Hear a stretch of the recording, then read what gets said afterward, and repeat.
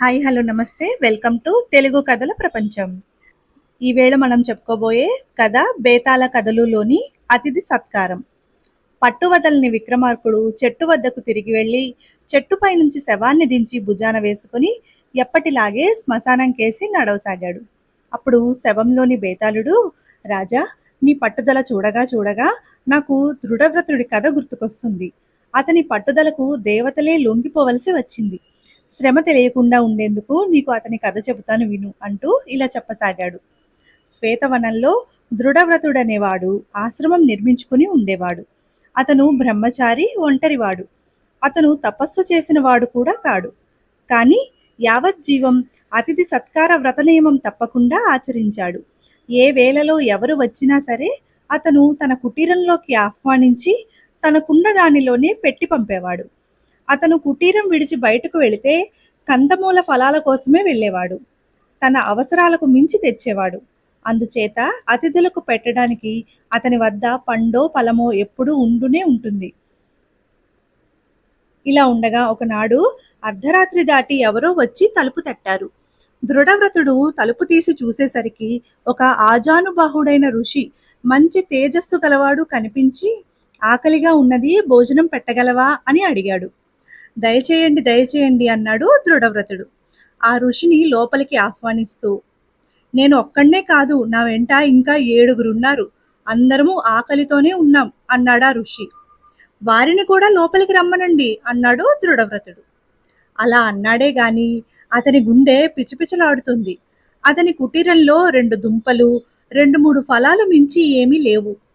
వాటితో 8 మంది ఆకలి తీరడం అసంభవం. తాను బయటకు వెళ్ళి ఆహారం తేవటానికైనా వేళ కాని వేళ అది. అరణ్యంలో క్రూర మృగాలు సంచరిస్తూ ఉంటాయి. అయినా అతను దైవం మీదనే భారం వేసి 8 మంది అతిథులను తన కుటీరంలోకి ఆహ్వానించి, తమరందరూ కొంచెం సేపు కూర్చోండి, నేను త్వరలోనే తమకు ఆహారం సిద్ధం చేసి తీసుకువస్తాను అని అగ్నిహోత్రం ఉన్న గదిలోకి వెళ్ళాడు. ఆశ్చర్యకరంగా ఆ గదిలో ఒక మూల కందమూలాల పోగు, ఫలాల గుట్ట కనిపించింది.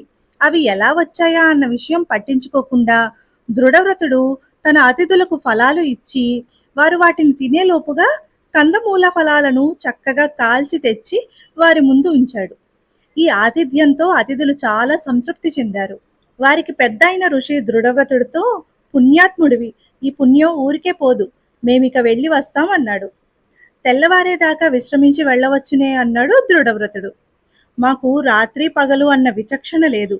విశ్రమించుట తర్వాత మేము వెళ్ళవలసిన దూరం చాలా ఉన్నది అన్నాడు ఋషుల పెద్ద. ఆయన కుటీరం వెలుపలికి దారి తీశాడు. ఆయన అనుచరులు ఒకరొకరే బయటకు పోతున్నారు.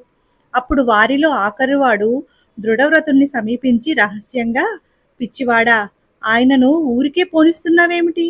ఏదైనా వరం అడుగు, ఇస్తాడు. ఆయన ఎవరేమనుకున్నావు? దేవేంద్రుడు. మేము మిగిలిన దిక్పాలకులం అన్నాడు. దృఢవ్రతుడు గబగబా బయటికి వచ్చి ఋషుల పెద్దతో, స్వామి, కొంచెం ఆగండి, తమరు అనుమతిస్తే ఒక వరం కోరాలని ఉన్నది అన్నాడు. దేవేంద్రుడు సంతోషించి, తప్పకుండా కోరుకో అన్నాడు. మరేమీ లేదు, నాకు పని లేని వేళలో పాచికలు ఆడాలని ఉంటుంది. ఎవరిని రమ్మన్నా రారు. నేను పిలిస్తే ఎప్పుడైనా సరే వచ్చి పాచికలు ఆడడానికి, నాతో ఓడిపోయేటట్టుగా వరం అనుగ్రహించండి. ఇంతకంటే మరేం కోరను అన్నాడు దృఢవ్రతుడు. దేవేంద్రుడి ముఖం మాడిపోయింది. ఈ ఆశ్రమవాసి ఉత్తమ దృష్టి గలవాడై ఉంటాడని, బొంతితో స్వర్గానికి తీసుకుపొమ్మనో, ఏ అప్సరసనైనా తనకు భార్యగా పంపమనో కోరుకుంటాడని దేవేంద్రుడు అనుకున్నాడు. దృఢవ్రతుడు అలాంటి కోరిక కోరి ఉంటే దేవేంద్రుడు సంతోషంగా తీర్చేవాడు కూడాను. కానీ దృఢవ్రతుడు క్షుద్రమైన కోరిక కోరాడు. అయినా ఇస్తానన్నాక వరం ఇవ్వక తప్పదు గనక, నువ్వు అడిగితే ఎలాంటి వాడైనా సరే నీతో పాచికలు ఆడి ఓడిపోయేటట్టు వరం ఇస్తున్నాను అనేసి అంతర్ధానం అయ్యాడు. ఆయనతో బాటే మిగిలిన దిక్పాలకులు అంతర్ధానమయ్యారు. అటు తర్వాత దృఢవ్రతుడికి పాచికలతో చక్కగా కాలక్షేపం అవుతూ వచ్చింది. చుట్టుపక్కల ఆశ్రమాల వాళ్ళు వచ్చి అతనితో పాచికలు ఆడి ఓడిపోతూ ఉండేవాళ్ళు. అతని అతిథి సత్కారం కూడా అవిచ్ఛిన్నంగా జరిగిపోయింది. చివరికి ఒకనాడు అతని కోసం యమదూతలు వచ్చారు. తన పాచికలను చేతబుచ్చుకొని దృఢవ్రతుడు కింకరుల వెంట యమధర్మరాజు ఆస్థానానికి వెళ్ళాడు. అక్కడ చిత్రగుప్తుడు దృఢవ్రతుడి జాబితా చూసి యమధర్మరాజుతో, ఇతను చాలా పుణ్యాత్ముడు. యావజ్జీవం అతిథి పూజ చేసి స్వర్గంలో 1,000,000 సంవత్సరాల పాటు భోగాలు అనుభవించగలడు. అయితే ఇతనికి పాచికలాడే వ్యసనం ఉన్నందున ఒక్కసారి నరక సందర్శనం చేయించి స్వర్గానికి పంపేద్దాం అన్నాడు. యముడి అనుమతితో కింకరులు దృఢవ్రతుణ్ణి నరకమంతా తిప్పారు. నరక యాతనలు అనుభవించే వారిని చూసి దృఢవ్రతుడు చాలా నొచ్చుకొని, యముడు తన అతిథులకు చేసే సత్కారం ఇదా అనుకున్నాడు. నరకం చూడడం పూర్తి అయ్యాక అతను యముడి వద్ద సెలవు పుచ్చుకోబోతూ, ధర్మరాజా, నాతో పాచికలు ఆడు. ఒక చిన్న పందెం కూడా పెట్టుకుందాం. నేను ఓడిపోతే నా పుణ్యమంతా ధారపోసి తిరిగి జన్మ ఎత్తేదాకా ఈ నరకంలో ఉండిపోతాను. నువ్వు ఓడిపోతే నీ నరకంలో ఉన్న వారినందరినీ నా వెంట పంపేయి అన్నాడు. చిత్రగుప్తుడు ఆడవద్దని లబలబలాడుతున్నా వినిపించుకోక, దేవేంద్రుడిచ్చిన వరప్రభావం వలన యముడు దృఢవ్రతుడితో పాచికలు ఆడి ఓడిపోయాడు.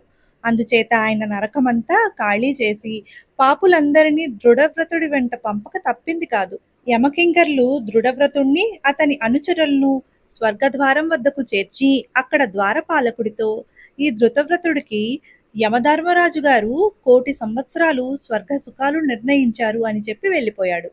స్వర్గద్వారపాలకుడు దృఢవ్రతుణ్ణి లోపలికి రానిచ్చాడు, కానీ అతని వెంట ఉన్న వాళ్లను రానివ్వక, మీరంతా ఎవరు అని అడిగాడు. వీళ్ళంతా నా వెంట వచ్చిన వాళ్లే అన్నాడు దృఢవ్రతుడు. వీళ్లకు స్వర్గంలో స్థానం లేదు అన్నాడు ద్వారపాలకుడు. మీ దేవేంద్రుడు వచ్చి నా ఆతిథ్యం కోరినప్పుడు ఆయన వెంట వచ్చిన వారంతా ఎవరని నేను అడిగానా? ఈ మాట దేవేంద్రుడి గారిని అడిగిరా అన్నాడు దృఢవ్రతుడు. ఈ మాట దేవేంద్రుడి చెవిన పడింది. ఆయన స్వయంగా వచ్చి దృఢవ్రతుడికి స్వాగతం చెబుతూ అతని వెంట వచ్చిన పాపులందరినీ స్వర్గంలోనికి రానిచ్చాడు. బేతాళుడు ఇక్కడి దాకా కథ చెప్పి, రాజా, దృఢవ్రతుడు యుక్తితో ఇలా పాపులందరికీ స్వర్గప్రవేశం కలిగించాడు కదా, ఇది సవ్యంగా ఉన్నదా? ఇంద్రుడు దృఢవ్రతుడు యుక్తిని ఎందుకు సాగనిచ్చాడు? ఈ ప్రశ్నకు సమాధానం తెలిసి కూడా చెప్పకపోయావా, నీ తల పగిలిపోతుంది అన్నాడు. దానికి విక్రమార్కుడు, దేవేంద్రుడు దృఢవ్రతుడి యుక్తికి లొంగిపోయాడు అన్నది సరికాదు. అతిథి సత్కార్యం అన్నది అత్యుత్తమ వ్రతం. అందుకనే ఆ ఒక్క వ్రతమే ఆచరించి ఏ తపస్సు చేయని దృఢవ్రతుడికి అంతులేని స్వర్గ సుఖాలు సంప్రాప్తమయ్యాయి. అలాంటి వ్రతం అవలంబించిన వాడి పుణ్యం ఎంతమంది పాపాలనైనా హరించగలదు. ఈ సంగతి తెలిసే ఇంద్రుడు పాపులను స్వర్గంలోనికి రానిచ్చాడు అన్నాడు. ఈ విధంగా మౌనభంగం కలగగానే బేతాళుడు శవంతో సహా మాయమై తిరిగి చెట్టెక్కాడు. ఇదేనండి ఇవాల్టి కథ. మళ్ళీ మంచి కథతో మళ్ళీ కలుసుకుందాం. అంతవరకు సెలవు. నమస్కారం.